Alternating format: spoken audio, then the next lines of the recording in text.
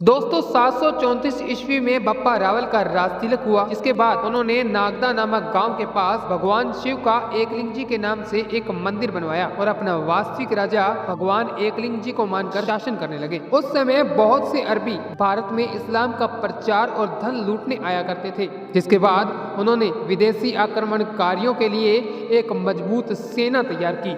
बप्पा रावल धीरे धीरे अरबी आक्रमणकारियों के ठिकानों को तबाह करते हुए सिंध की ओर बढ़ रहे थे।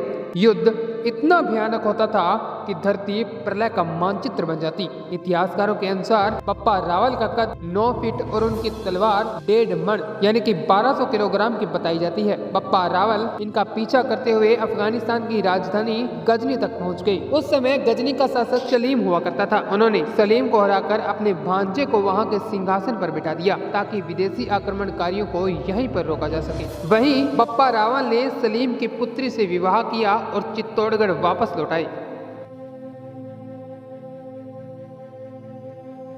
बप्पा रावल के चित्तौड़गढ़ आने के बाद विदेशी आक्रमणकारी फिर से भारत आने का प्रयास करने लगे। बप्पा रावल कुछ समय चित्तौड़गढ़ में रहे, फिर से एक मजबूत सेना तैयार की और सिंध की ओर चल पड़े। सिंध में जाकर बप्पा रावल की सेना ने अपना डेरा डाला और यहीं से गजनी का शासक बना करके गए अपने भांजे से आसपास के सभी इस्लामी आक्रमणकारियों की जानकारी इकट्ठा की। उसके बाद सबसे पहले कांधार के राजा को हराया, फिर कश्मीर, इराक, ईरान, तुरान, काफरिस्तान जैसे अनेकों छोटे बड़े राज्यों को जीतकर अपने राज्य में मिला लिया और इनकी इस्लामी पुत्रियों से विवाह कर लिया। दूर दूर तक अरबी आक्रमणकारियों को खदेड़कर बप्पा रावल यहाँ से चित्तौड़गढ़ की ओर चले और जिस जगह बप्पा रावल ने डेरा डाला था वहाँ बप्पा रावल के नाम से रावलपिंडी नामक शहर बस गया। इतने बड़े राज्य पर अधिकार कर चुके बप्पा रावल अब एक चक्रवर्ती सम्राट से कम नहीं थे। इनकी तलवार की ताकत का लोहा पूरी दुनिया मान चुकी थी। देश विदेश के समस्त राजाओं के साथ चित्तौड़गढ़ में इनका भव्य स्वागत हुआ।